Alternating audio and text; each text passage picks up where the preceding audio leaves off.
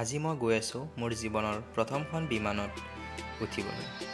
এয়া হৈছে আমাৰ দিল্লীলৈ যোৱা বিমানখন IX1143। এয়া আমি আহি বৰ্ডিং পাছখন লৈ ল'লোঁ। বৰ্ডিং পাছখন লৈ আমি আহিলোঁ ছিকিউৰিটি চেক কৰিবলৈ। ইয়াত আমি ছিকিউৰিটি চেক কমপ্লিট কৰাই গ'লোঁ আমাৰ গেট নম্বৰ 9লৈ। গেট নম্বৰ 9ত আমি ৱেইট কৰিব লগা হ'ল, তাত অলপমান ফুৰিলোঁ।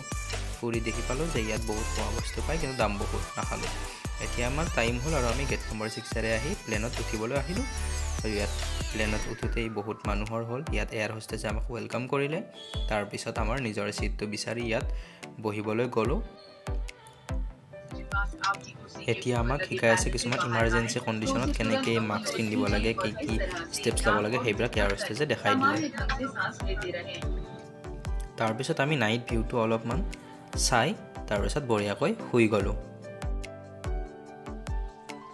শুই উঠি দেখিলোঁ যে আমি দিল্লী পাই গ'লোঁ। আৰু দিল্লী এয়াৰপৰ্টত নামি এনেকুৱা এক্সেলেটৰ আছে আৰু ইয়াত বহুত ধুনীয়া ডেক'ৰেশ্যন কৰা আছে। তাৰপিছত আমি কেব লৈ কেনে আমাৰ হোটেললৈ গ'লোঁ।